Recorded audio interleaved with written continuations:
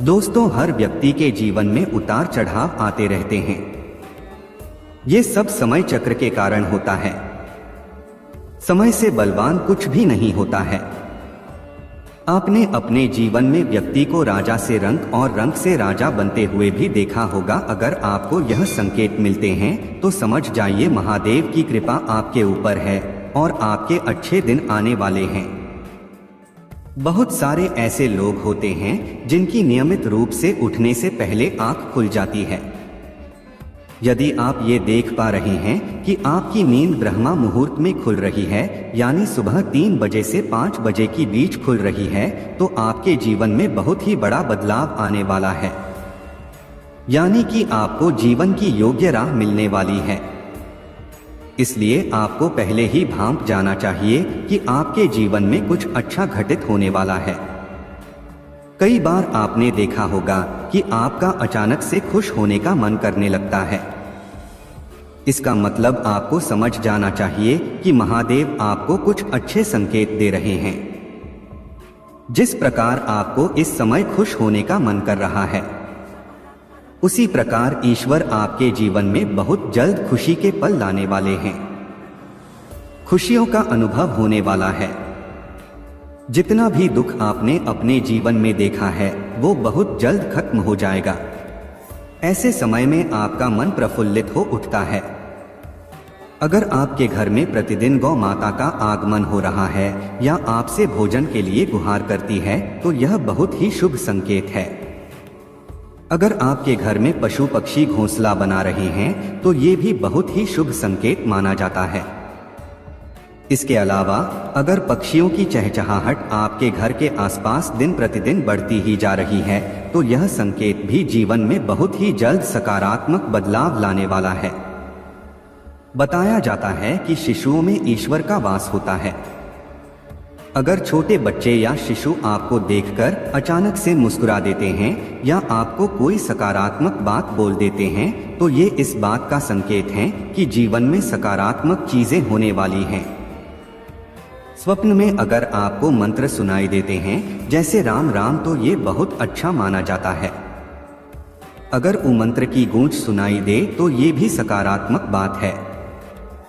स्वप्न में मंत्रों, घंटा, शंख की आवाज सुनाई देना बहुत ही शुभ संकेत माने जाते हैं। कई बार आपने देखा होगा कि आप कर्जवान हुए हो और अचानक से आपको कर्ज मुक्ति का मार्ग मिल गया हो तो ये ईश्वर का सकारात्मक संकेत है।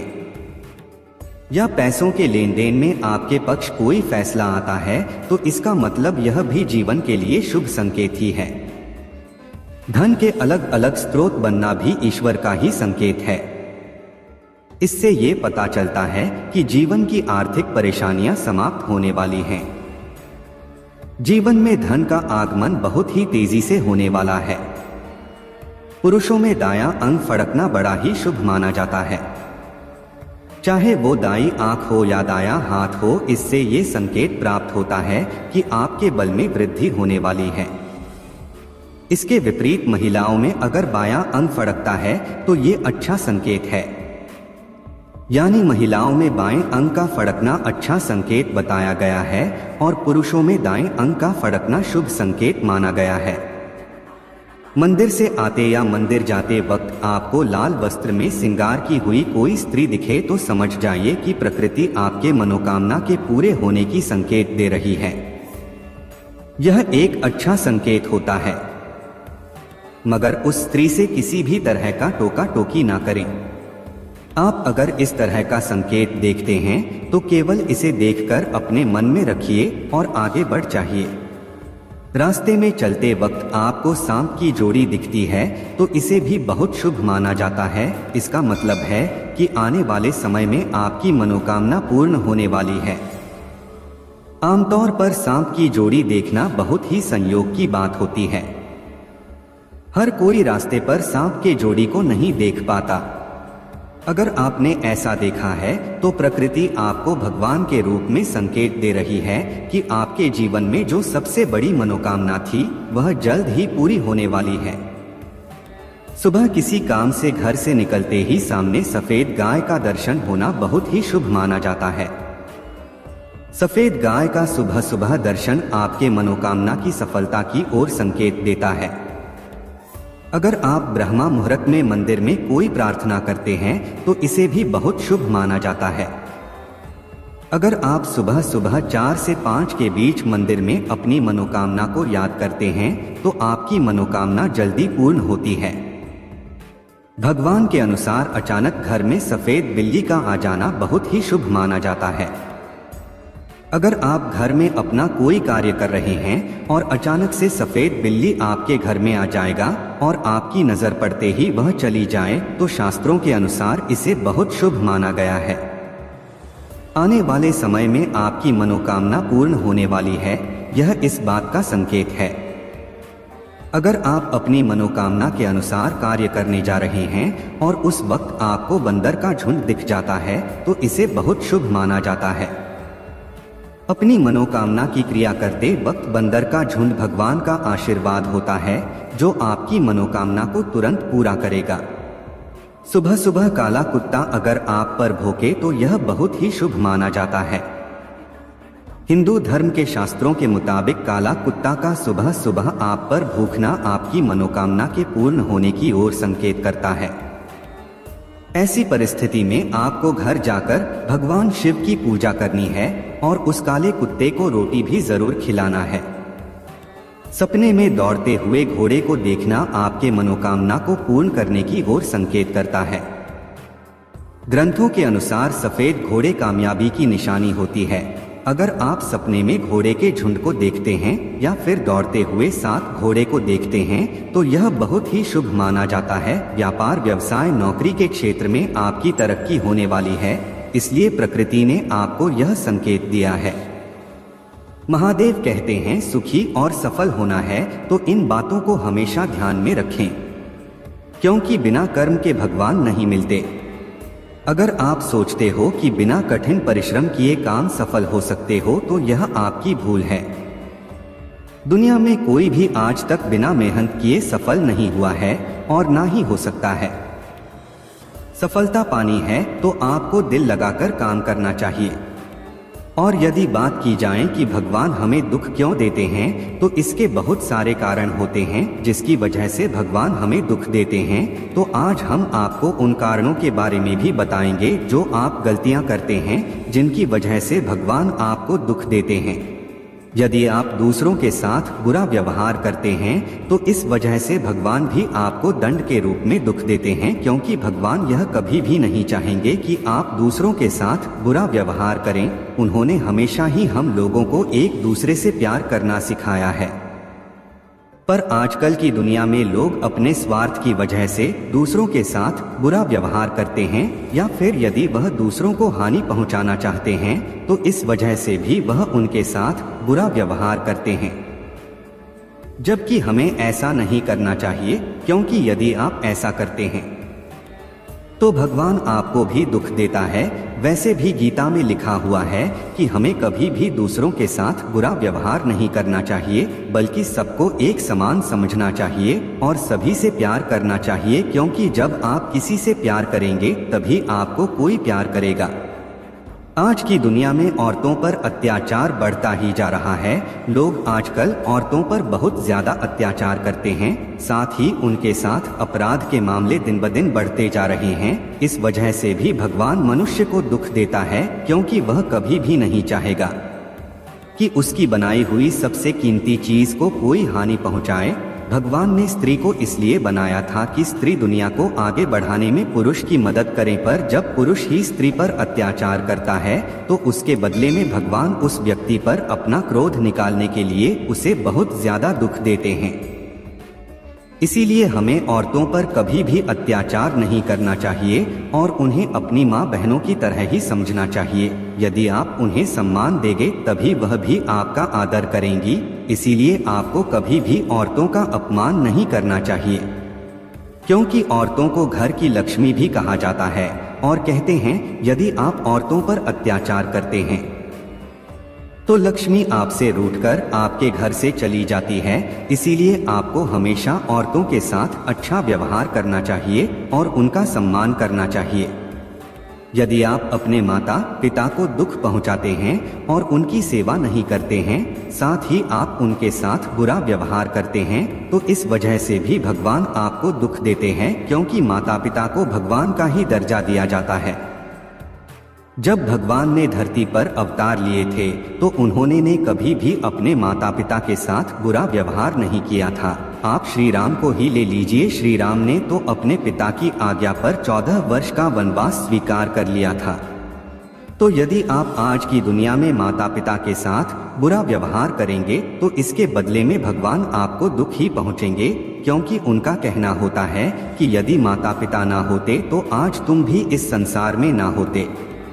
इसीलिए आपको अपने माता पिता की सेवा करनी चाहिए और उन्हें पूरा सम्मान देना चाहिए। यदि आप अपने माता पिता को खुश रखते हैं तो इससे आप पर ईश्वर भी खुश रहते हैं। इसीलिए आपको अपने माता पिता को हमेशा खुश रखना चाहिए। इसी प्रकार जब आप भगवान की बनाई हुई प्रकृति को नुकसान पहुंचाते हैं तो भगवान भी आपको सबक सिखाने के लिए आपको दुख देता है, जिससे आपको सबक मिल सके और आप आगे से कभी भी किसी को नुकसान ना पहुंचाएं, क्योंकि भगवान ने सृष्टि की रचना बहुत ही प्यार से की है।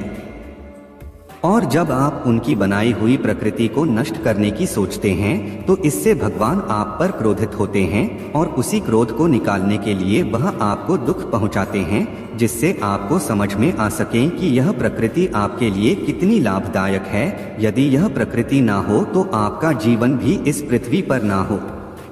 इसलिए हमें हमेशा प्रकृति की साफ सफाई करनी चाहिए और उसे हानि नहीं पहुंचानी चाहिए, क्योंकि यदि आप दुख से बचना चाहते हैं और यह भी चाहते हैं कि भगवान आपको कोई भी दुख ना दें, तो आप उनकी बनाई हुई प्रकृति को भी दुख ना पहुंचाएं, तभी आप उनके क्रोध से बच पाएंगे।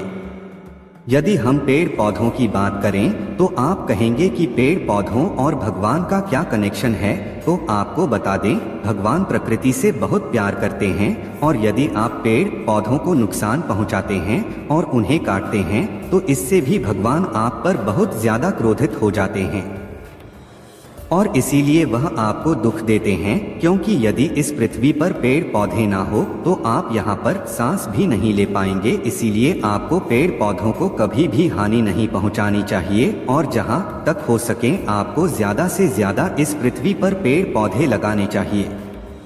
यदि आप यहाँ पर पेड़ पौधे लगाएंगे तो इससे हमारी पृथ्वी हरी भरी बनी रहेगी और आप पर भी भगवान हमेशा खुश रहेंगे और आप उनके क्रोध से बच जाएंगे। पर यदि आप पेड़ पौधों का खनन करते हैं तो इससे भगवान को गुस्सा आ जाता है और वह भी आपको भी दुख पहुंचाते हैं, क्योंकि पेड़ पौधों में भी जान होती है और जब आप किसी की जान लेते हैं तो इसी पाप की वजह से आपको भी दुख झेलना पड़ता है। आपको पता होना चाहिए कि जल हमारे जीवन के लिए कितना महत्वपूर्ण होता है।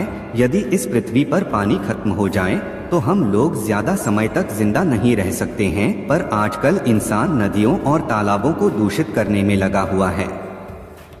वह उनमें कूड़ा करकट से लेकर गंदगी डालता है, जिस वजह से पानी धीरे धीरे दूषित होता जा रहा है और यही कारण है कि भगवान भी इससे काफी ज्यादा दुखी होते हैं और इसीलिए वह इंसानों को दुख पहुंचाते हैं, क्योंकि वह कभी भी नहीं चाहेंगे कि आप उनकी बनाई हुई किसी भी चीज को नुकसान पहुंचा है। इसीलिए वह आपको भी दुख पहुंचाते हैं, जिससे आपको सबक मिल सके और आप फिर से कोई गलत काम ना करें। आज के समय में इंसान पशु पक्षियों को भी हानि पहुंचाता है। आजकल हमने देखा है कि मनुष्य मांसाहारी होता जा रहा है और इस वजह से वह पशु पक्षियों को मारकर उनका मांस बेचता है।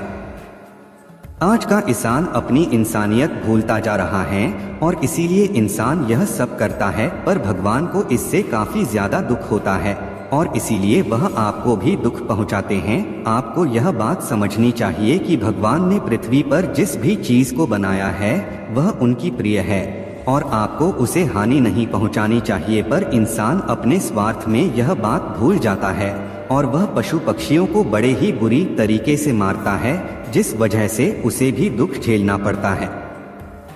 अगर हम बात करें कि यदि कोई आपकी बनाई हुई चीज को हानि पहुंचाता है तो आपको कैसा लगता है? आपको बहुत ही बुरा लगता है और आप उस व्यक्ति को सबक सिखाना चाहेंगे। जिसने आपकी बनाई हुई चीज को हानि पहुंचाई है। आज के समय में बहुत सारे लोग ऐसे हो गए हैं जो भगवान में आस्था नहीं रखते हैं, या यूं कह लीजिए कि आज दुनिया में बहुत से लोग नास्तिक भी हैं जो भगवान को मानते नहीं हैं। इस वजह से भी भगवान उन लोगों को दुख पहुंचाते हैं, क्योंकि वह नास्तिक होने के साथ दूसरों को भी दुख देते हैं, साथ ही अपने घमंड में चूर रहते हैं। उनका मानना होता है कि उनसे बड़ा इस दुनिया में कोई भी नहीं है, और इस वजह से वह हमेशा दुखी रहते हैं, क्योंकि जो भगवान को नहीं मानता है भगवान भी उसकी मदद नहीं करते हैं, और वह हमेशा गरीबी और भुखमरी में जूझता रहता है। साथ ही उन लोगों को बहुत सारे दुखों का भी सामना करना पड़ता है। इसीलिए आपको भगवान में आस्था रखनी चाहिए, क्योंकि इस पृथ्वी को भगवान ने ही बनाया है। यदि भगवान ना होते तो आप भी इस पृथ्वी पर ना होते। इसीलिए आपको ज्यादा घमंड करना चाहिए और भगवान में आस्था रखनी चाहिए और उनका पूजना चाहिए। अगर हम बात करें कि हमें ऐसा क्या करना चाहिए जिससे भगवान हमें दुख ना पहुंचाएं और हम पर हमेशा प्रसन्न रहें, तो ऐसे बहुत सारे तरीके हैं जिनसे आप भगवान को खुश कर सकते हैं और साथ ही उनके क्रोध से भी बच सकते हैं। तो आज हम आपको बताएंगे कि आप ऐसा क्या कर सकते हैं जिससे आपको भगवान दुख नहीं पहुंचाएंगे और आप पर हमेशा भगवान की कृपा बनी रहेगी, जिससे आपका जीवन हमेशा सुखमय में बीतेगा। आपको अपने माता पिता की सेवा करनी चाहिए, साथ ही दूसरों के साथ आपको अच्छा व्यवहार करना चाहिए, क्योंकि हमारे लिए हमारे माता पिता ही भगवान होते हैं। यदि आप अपने माता पिता को हमेशा खुश रखते हैं तो इससे आपसे भी भगवान हमेशा खुश रहते हैं। आपको ज्यादा से ज्यादा पेड़ पौधे लगाने चाहिए और पशु पक्षियों की सेवा करनी चाहिए, क्योंकि इससे आप पर हमेशा भगवान की कृपा बनी रहती है। और यदि आप ज्यादा से ज्यादा पेड़ पौधे लगाते हैं तो यह आपके शरीर के लिए भी लाभदायक होते हैं, क्योंकि इससे हमें शुद्ध वायु मिलती रहती है। आपको कभी भी स्त्री का अपमान नहीं करना चाहिए, क्योंकि स्त्री लक्ष्मी माँ का रूप होती है।